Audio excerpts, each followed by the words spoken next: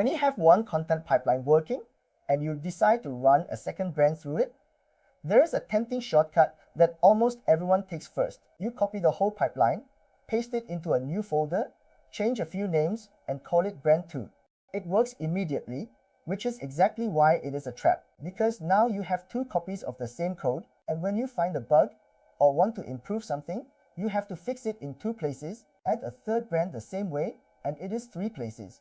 I went down this road, felt the pain, and rebuilt the whole thing around a different idea: one shared engine, many small config files, and brand differences living only in data, never in code. Let me walk through how that actually works and where it bites. Let me start with the core idea, because it is simple to say and harder to hold to. There is one engine, one body of code that knows how to do the work: write a script, make a voice, render a video, schedule it, publish it. That engine does not know or care which brand it is working for. All the things that make brands different, the name, the voice, the topic area, the schedule, the look, live in a config file, one per brand. The engine reads the config for whichever brand it is running and behaves accordingly. So the difference between brand 1 and brand 2 is not two piles of code. It is two small config files pointing at the same engine. That is the entire architecture in one sentence. The engine is shared, the differences are data. Because of what happens when you need to change something. With the copy-paste approach, an improvement to how scripts get written has to be made separately in every brand's copy, and inevitably you fix it in 3 and forget the 4th, and now your brands have quietly drifted apart and you cannot remember which one has which versions. With the shared engine, you improve the one engine, and every brand gets the improvement at once. One change, everywhere, instantly. That is the payoff. You stop maintaining many slightly different copies and start maintaining one thing that serves all of them. Now the trade-off. Because this approach has a real and sharp downside that you have to respect. A shared core means a shared blast radius. When there is one engine and you introduce a bug into it, that bug does not hit one brand. It hits all of them at once. The same property that lets a good change reach everyone instantly lets a bad change break everyone instantly. So the shared core has to be solid in a way that a throwaway copy never had to be. You cannot be sloppy in the engine, because sloppiness in the engine is multiplied by the number of brands riding on it. This is the price of the architecture, and it is a fair price, but you pay it in discipline and in carefulness around the core. So how do you actually structure it? The piece that makes it work is a template, a default way of doing everything that every brand inherits unless it says otherwise. Think of it as the standard behavior. One brand is the reference, the cleanest, fullest version, and the template captures how that brand does things. Every other brand starts from that template and only overrides the specific bits that differ. Brand 2 does not redefine how rendering works. It just says, here's my voice, here's my topic area, here's my schedule, and inherits everything else from the template. That inheritance is what keeps the brands consistent. They share a spine, and they only differ where they genuinely need to. Let me make the inheritance idea concrete, because it is the mechanism that does the real work. Think of the template as a complete working set of defaults for every choice the engine has to make. How long a script runs, what the captions look like, how the rendering is set up, when things publish, all of it has a default value in the template. A brand's config does not restate all of those. It states only the handful where this brand differs from the default, and for everything else it silently inherits. So a new brand's config might be a dozen lines: its name, its voice, its subject area, its schedule, and those dozen lines plus the shared template produce a fully working brand. The brand is defined by its differences, not by a full copy of every setting. That is what keeps the config small and what keeps the brands consistent, because the parts they did not override are guaranteed identical by construction, since they all come from the same template. And then the config per brand is small on purpose. It holds exactly the things that make this brand, and nothing more. The name, which voice to use, what subject matter it covers, how often it publishes, where its output goes, the look and feel choices. That is the kind of thing that belongs in config, because it is data about the brand, not logic about how the work gets done. The test I use is simple. If I can describe a difference as a fact about the brand, it goes in config.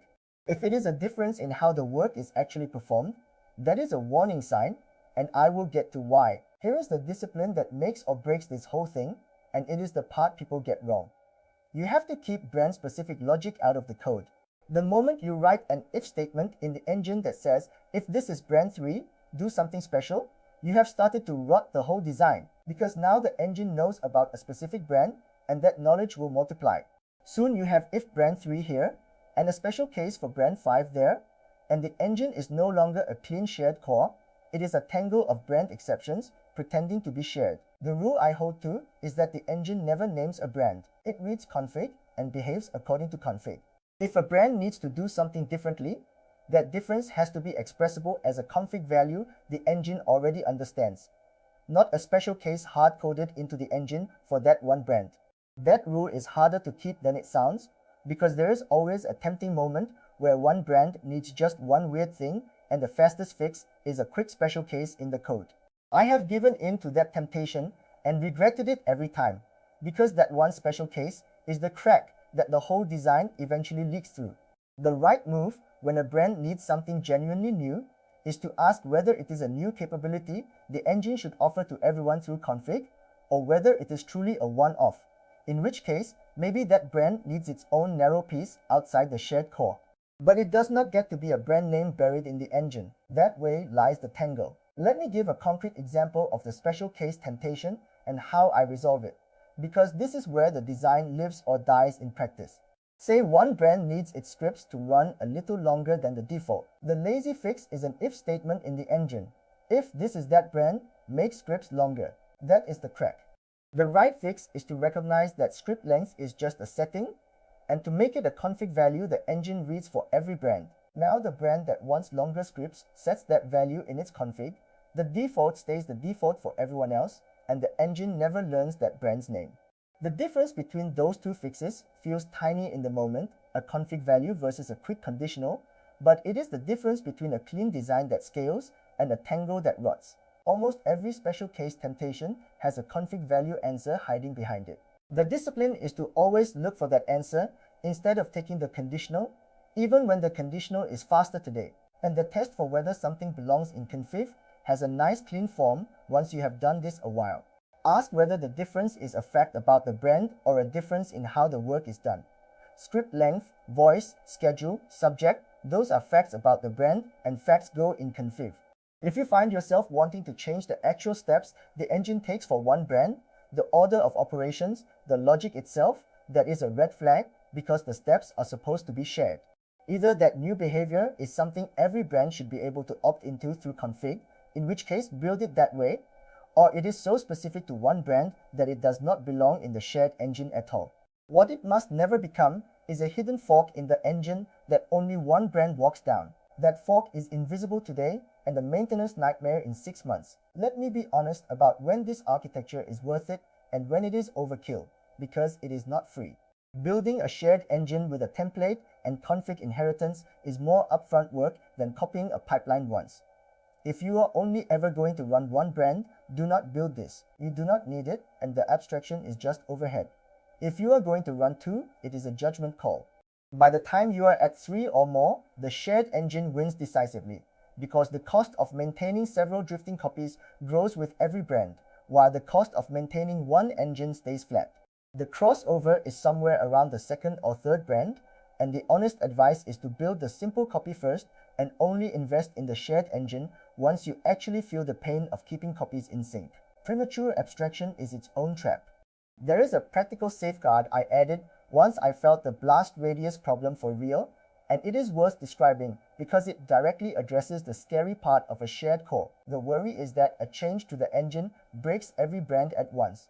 So before any change to the engine ships, I check it against the reference brand, the cleanest, fullest one, and confirm that brand still produces exactly what it produced before.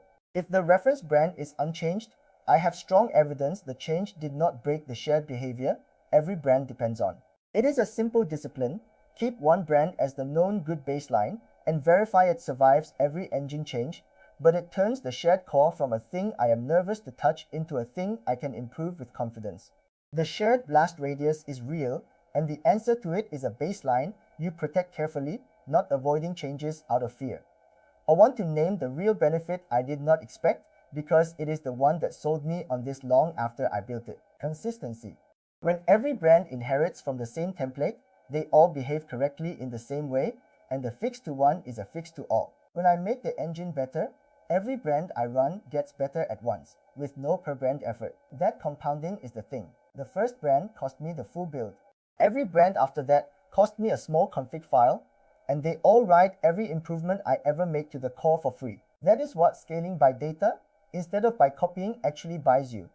You stop paying the full price for each new brand and start paying only for what genuinely differs. So the takeaway is this: do not scale by copying. Copying fails fast, and it is fast exactly once, and then it becomes a tax you pay forever on every change. Scale by making the difference between your things into data, not code. Build one solid engine, capture the standard behavior in a template every variant inherits, and push everything that differs into a small config per variant.